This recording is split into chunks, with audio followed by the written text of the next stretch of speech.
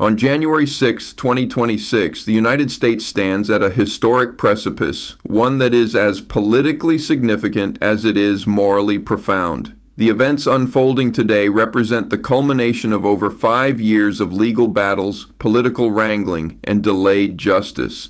The momentous headline that has long been anticipated by millions now flashes across screens around the globe. Donald Trump faces jail, and this is not a hypothetical situation, nor a distant possibility.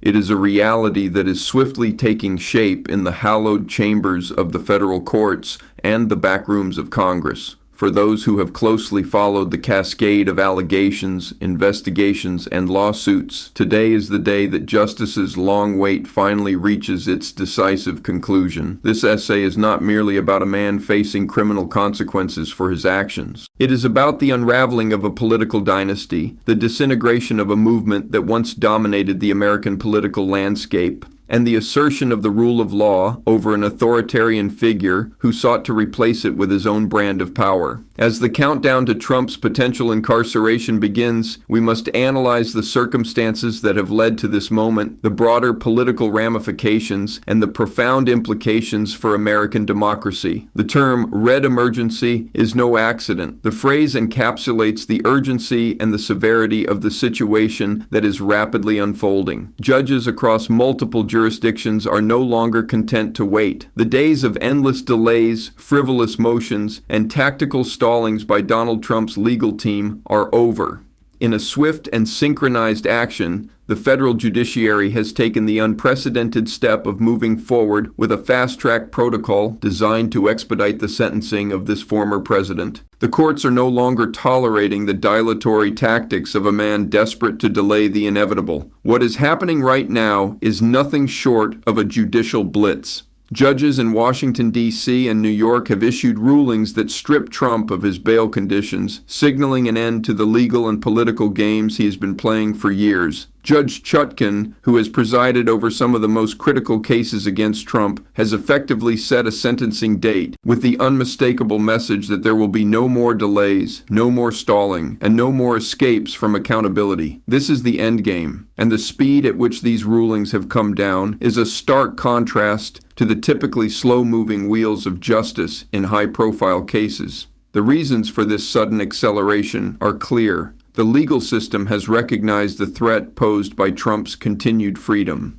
As a former president facing charges of sedition and conspiracy, he has used his status, his platform, and his political connections to undermine the judicial process. He has attempted to obstruct justice by attacking witnesses, influencing public opinion, and delaying proceedings until his political fortunes could change. But the courts have now made it clear that enough is enough. There is no room for negotiation. Justice delayed is justice denied, and the time for denial is over. While the legal system moves with lightning speed, the political side of this drama is unfolding in real time in Washington, D.C. The Republican Party, once the bedrock of Trump's political support, is in a state of sheer panic. In private, GOP lawmakers are scrambling to find any means of stopping the inevitable. Emergency caucus meetings are taking place as Republicans look for loopholes, propose last-ditch measures to cut funding to the Department of Justice, and even contemplate impeaching judges who have ruled against Trump. It is a pathetic spectacle to witness.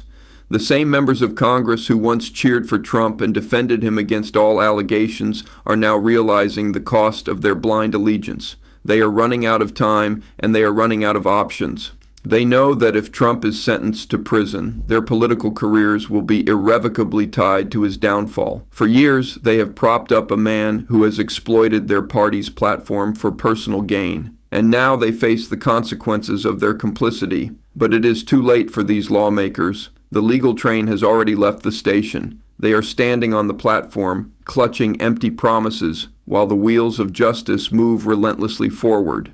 The scramble to save Trump is not an act of loyalty to him, but a desperate effort to salvage their own political futures. And in the end, it will be their failure, not Trump's, that will define their legacy. At the heart of this crisis is a fundamental question. Can a democracy survive when one man is above the law? The MAGA movement, which has long served as the backbone of Trump's political power, has treated him as a figure of infallibility. His followers have clung to him like a king, willing to sacrifice everything democratic values, legal principles, and even their own integrity in order to preserve his hold on power. But in a democracy, no one is above the law. Not the rich, not the powerful, and certainly not a former president who has incited violence, undermined the Constitution, and betrayed his oath of office. The actions of the judiciary in the past few days serve as a reminder that the rule of law is the cornerstone of any democratic society. When a person becomes so powerful that they believe they are untouchable, it is the duty of the state to remind them that no one is exempt from the law. Trump's attempts to rewrite the Constitution, to undermine the peaceful transfer of power, and to use his status as a weapon against the American people are the very actions that threaten the foundations of democracy. The fast-track proceedings against him are not just about holding him accountable for his crimes. They are about sending a message to future leaders that the rule of law will always prevail, even in the face of immense political pressure. One of the most compelling aspects of this unfolding story is the stark reality of prison time for Donald Trump. For decades, Trump has lived a life of privilege, surrounded by wealth, power, and a carefully curated public image. But now, as he faces the prospect of being sentenced to prison, he is confronting a reality that he has spent his entire life avoiding. The man who once called himself untouchable is about to find out what it means to be held accountable. It is important to note that the option of a country club prison, a term that has been widely discussed in the media, is no longer on the table. The discussions between the Bureau of Prisons and the Secret Service are centered on maximum security facilities, with Rikers Island being mentioned as a possible location. This is a direct result of the threat assessment that has been conducted on Trump. His behavior both in and out of court has demonstrated that he poses a danger to society. He has used his influence to incite violence, and his actions on January 6, 2021 have made it clear that he remains a threat to the public order. For Trump, the prospect of prison is not just about losing his freedom. It is about the end of the image he has spent decades building. Without his social media platform, without his ability to manipulate the narrative in real time, he will be exposed for what he truly is, a self-serving, power-hungry man who used others for his own gain. His followers may continue to defend him, but the reality of his confinement will be inescapable, and the moment he is behind bars, his power will evaporate. Perhaps the most significant consequence of Trump's potential incarceration is the disintegration of the cult-like following that he has built over the years. His supporters have clung to him as a messianic figure, willing to overlook his flaws, his lies, and his crimes. But the moment he is incarcerated, that spell will be broken. The strong man will be revealed for what he truly is, a frail, aging man who thought he could evade justice forever. For the Republican Party, Trump's fall represents both a personal and political catastrophe. The party has allowed itself to become tethered to a man who, in the end, has proven to be more destructive than they ever imagined. His eventual imprisonment will mark the end of an era for the GOP, one that has been defined by a toxic combination of populism, conspiracy theories,